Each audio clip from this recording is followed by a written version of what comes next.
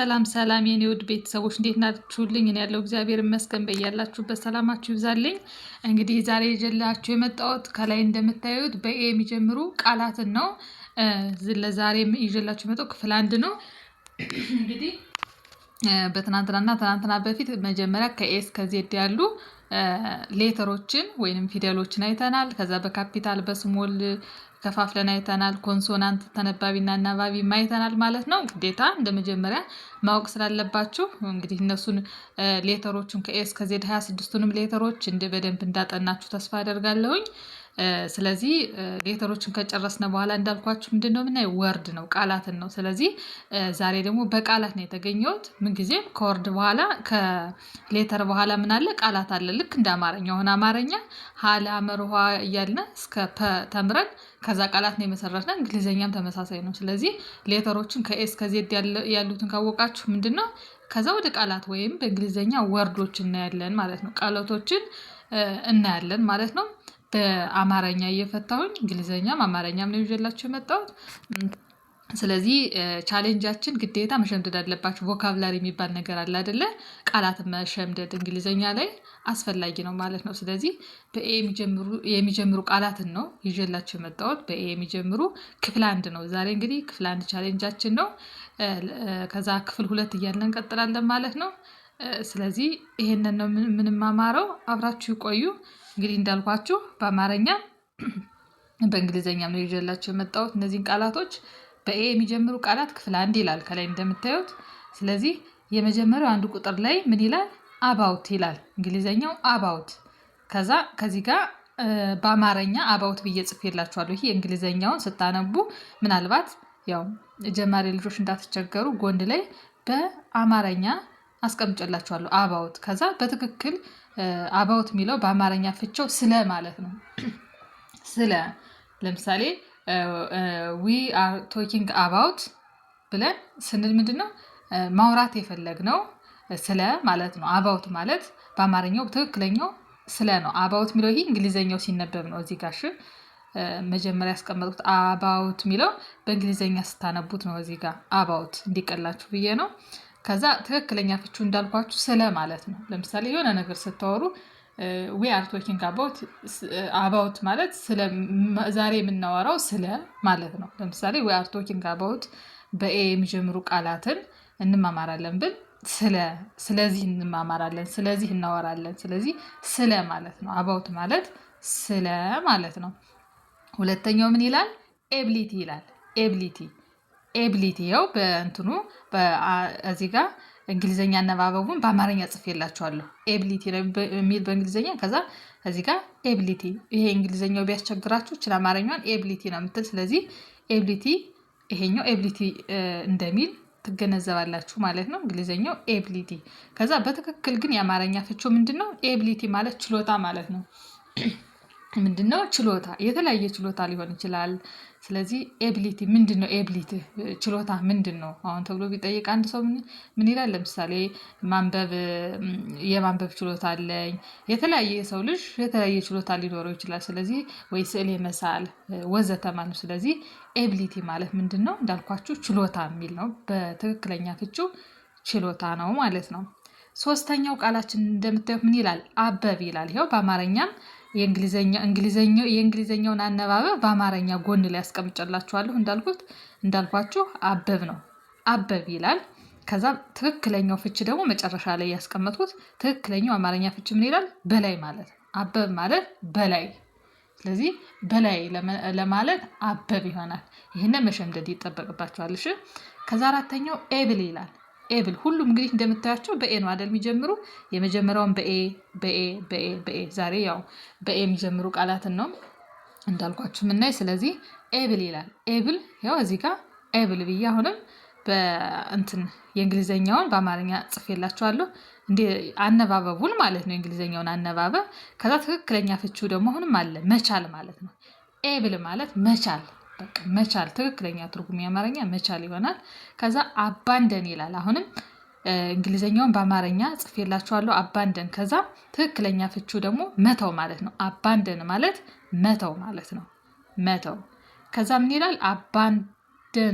አባንደንድ አባንደንድ ይኸው እዚህ ጋር ጽፌላችኋለሁኝ። አሁንም የእንግሊዘኛውን ትርጉም በአማርኛ ከዛ የተተወ ማለት ነው። ትክክለኛ ወይም ቀጥታ የቮካብለሪ ፍቺው የተተወ ማለት ነው በአማርኛ ማለት ነው። መተው አባንደንድ አንድ ነገር አሁን አባንደንድ አድርገናል ስንል ትተነዋል ማለት ነው። መተው ማለት ነው ፍቺው። ከዛ ሰባተኛው ምን ይላል? አብሮድ ይላል። አብሮድ ይኸው ከዚህ ጋር አብሮድ እንግዲህ በአማርኛውንም አስቀምጨላችኋለሁ እንትኑን ፍቺውን። ከዛ ውጪ ሀገር አብሮድ ውጪ ሀገር እንደማለት ነው አብሮድ።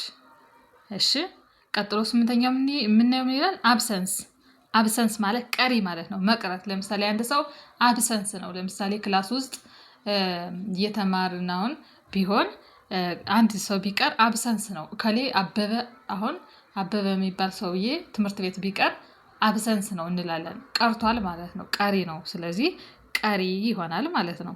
ቀጥሎ አብሰንት አብሰንት ይኸው ኦልሞስት እነዚህ አብሰንስ እና አብሰንት ተቀራራቢ ናቸው። አብሰንት የሚለው ደግሞ መቅረት፣ ይሄኛው ቀሪ ነው፣ ይሄኛው ደግሞ መቅረት ይሆናል። አብሰንት ሲሆን መቅረት ያው ተቀራራቢ ነው። ፍቻቸው እንደምታዩት ቀሪ ሆኗል። አንድ ሰው ቀሪ ሆኗል፣ አንድ ሰው ቀርቷል እንደማለት ነው። እነዚህ ተቀራራቢ ነው ፍቻቸው።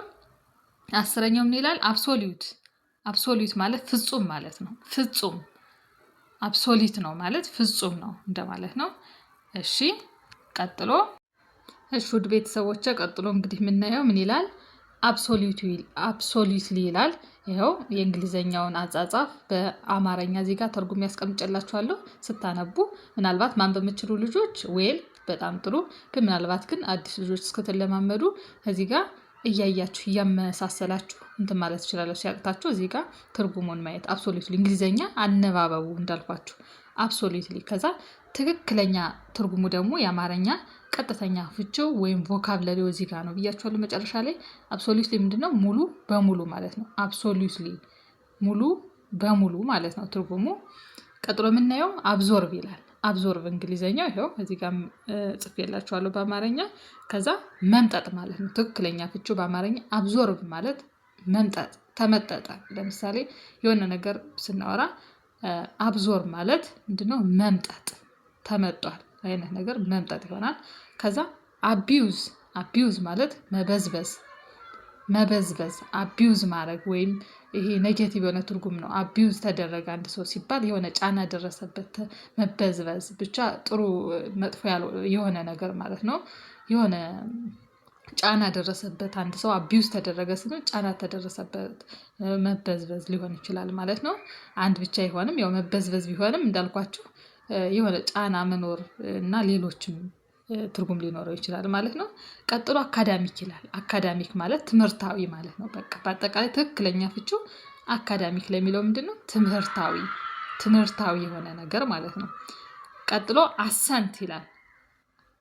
አክሰንት ይህ የንግግር ዘዬ፣ አክሰንት የንግግር ዘዬ ማለት ነው። በምንናገርበት ሁኔታ ማለት ነው። በምን የንግግር ዘያችን አክሰንታችን ምንድን ነው የሚለው ማለት ነው።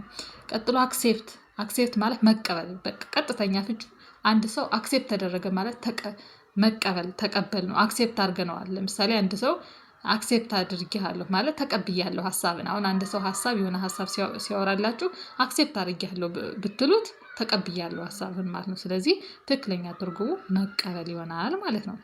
አክሴፕቴብል የሚለው ደግሞ ተቀባይነት ያለው፣ ይህ ብዙ ልዩነት የለውም። አክሴፕት መቀበል፣ አክሴፕቴብል ተቀባይነት ያለው ሀሳብ። ለምሳሌ አንድ ሰው ቢያወራ ሀሳቡ ተቀባይነት አለው ለማለት አክሴፕተብል፣ ሂዝ አይዲያ ኢዝ አክሰፕተብል እንላለን ማለት ነው። የእሱ አይዲያ ተቀባይነት አለው ወይም አክሰፕተብል ነው ማለት እንችላለን ማለት ነው።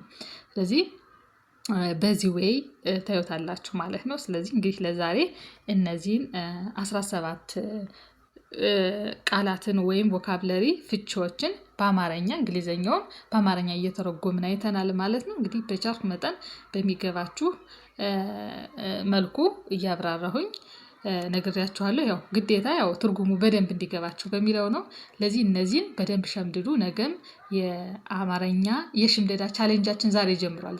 ለዛሬ እነዚህን አደራላችኋለሁኝ፣ ሸምድዱ።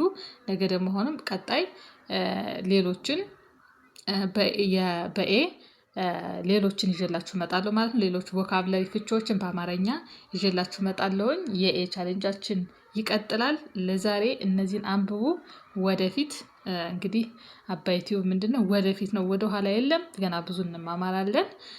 ስለተከታተላችሁ ለዛሬ በጣም አመሰግናለሁ። ለዛሬ ይበቃናል። ነገ እንዳልኳችሁ በሌላ ትምህርት እንገናኛለን። ሰላም ሁኑልኝ በያላችሁበት።